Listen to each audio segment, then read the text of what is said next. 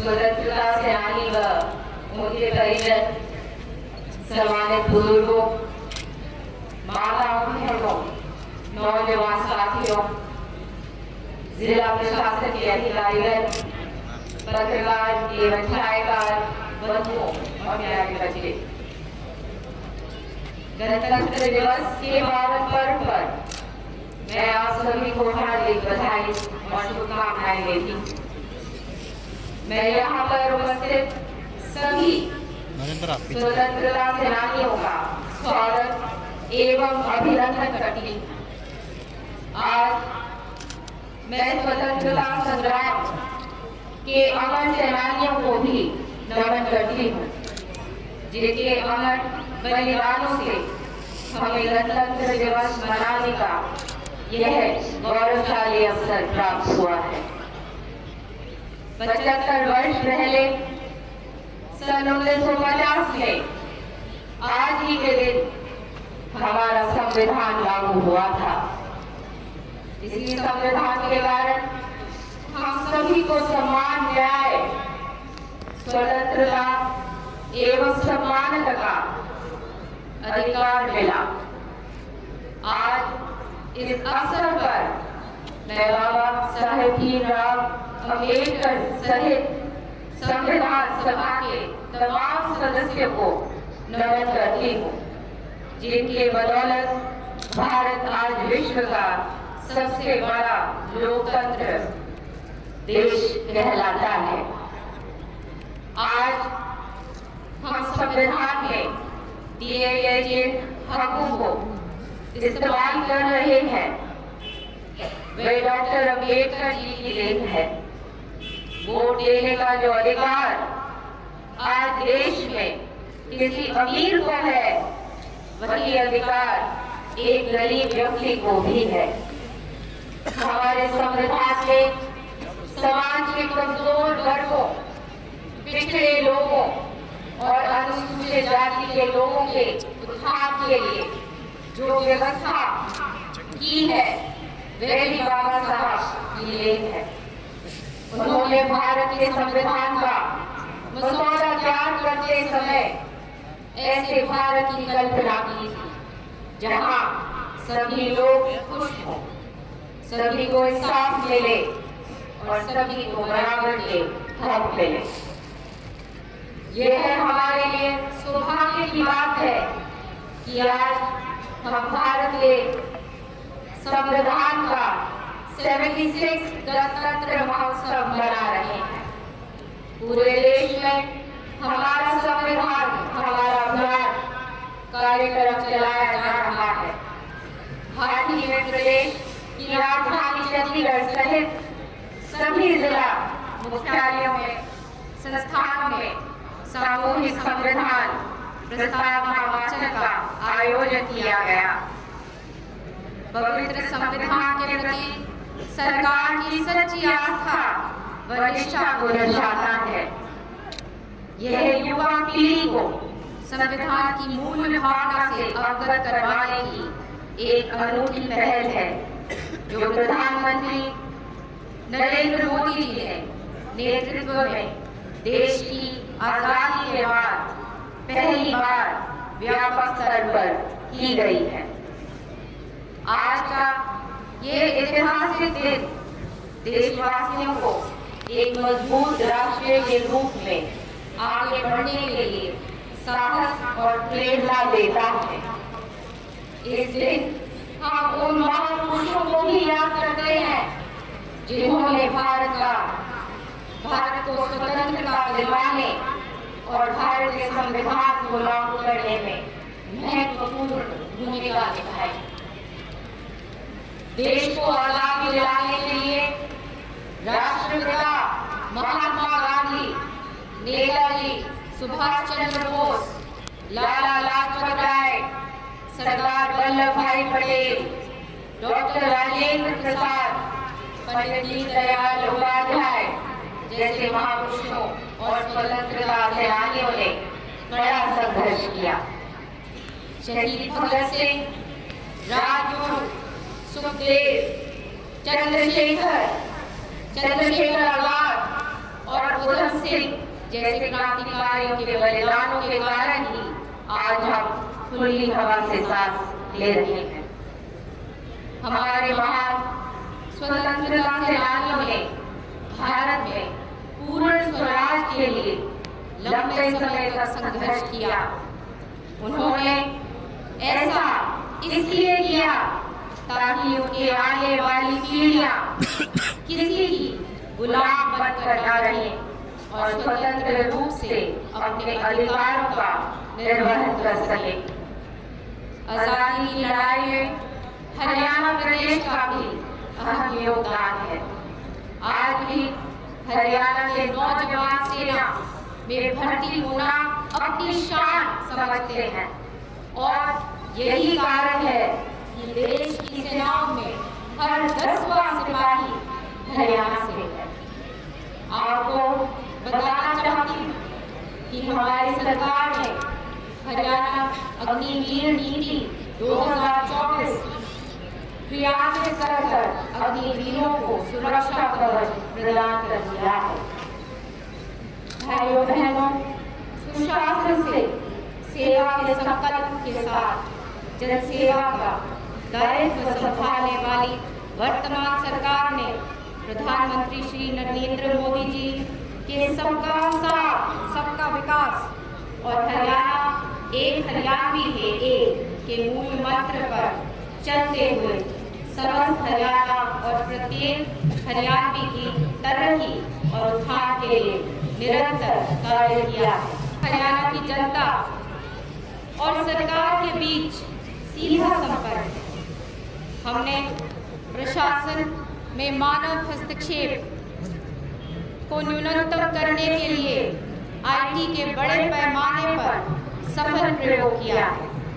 आज हर सरकारी योजना के पारदर्शी तरीके से लागू किए जाने से घर बैठे गरीब की बेटी की शादी का शगुन, बुजुर्ग, विधवा व दिव्यांगों की pension, BPL card, Chirayu card का लाभ, किसानों को उनकी फसल का भुगतान कंप्यूटर के एक क्लिक के साथ मिल जाता है, खाते में चला जाता है। प्रदेश के विद्यार्थियों के लिए ई-लर्निंग पहल गूगल ड्राइव के माध्यम से टच स्क्रीन PDF फाइल आधारित एक्सेस के साथ ई-कंटेंट प्लेटफॉर्म पर सभी को अध्ययन सामग्री उपलब्ध करवाई गई है। वर्ष 21-22 में उच्च शिक्षा में राज्यवार सकल कुल नामांकन अनुपात 33% है। नई शिक्षा नीति का एक लक्ष्य वर्ष 2030 तक उच्चतर शिक्षा के लड़कियों का सकल नामांकन अनुपात प्रतिशत से अधिक करना। इस दिशा में हरियाणा प्रदेश काफी आगे। हमारे यहाँ लड़कियों का सकल नामांकन अनुपात 33.3% है। हम 2030 से बहुत पहले ही 50% के लक्ष्य को प्राप्त कर लेंगे। सरकार ने कृषि, उद्योग, व्यापार, रोजगार, शिक्षा, स्वास्थ्य आदि हर क्षेत्र में भी ई-गवर्नेंस के माध्यम से क्रांतिकारी बदलाव किए। जिस प्रकार परिवार पहचान पत्र के डेटा से विभिन्न योजनाओं का लाभ लोगों को घर बैठे मिल रहा है, उसी प्रकार कृषि क्षेत्र में मेरी फसल मेरा ब्यौरा पोर्टल बनाकर किसान कल्याण की अनेक योजनाओं को इससे जोड़ा गया। आज खेल जगत में हरियाणा का बड़ा नाम है। हमारे युवा बड़ी उपलब्धियों को प्राप्त कर देश प्रदेश का नाम रोशन कर रहे हैं।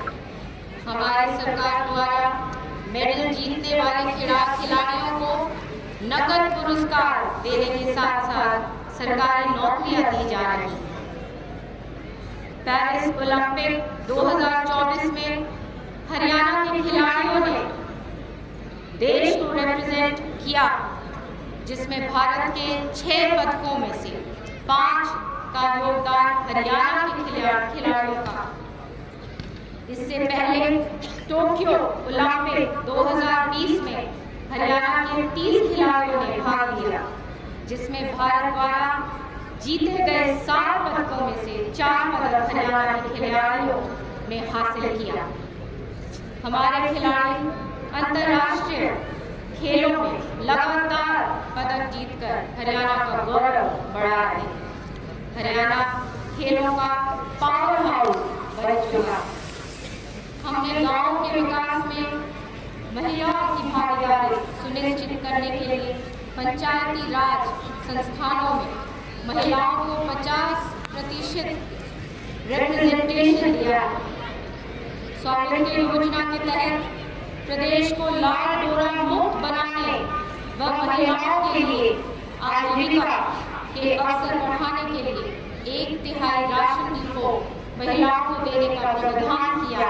घोषित किया तो मुख्यमंत्री श्री नायब सिंह सैनी ने वायदा किया था वे मुख्यमंत्री पद की शपथ बाद में लेंगे, पहले चयनित उम्मीदवारों को नियुक्ति पत्र देंगे।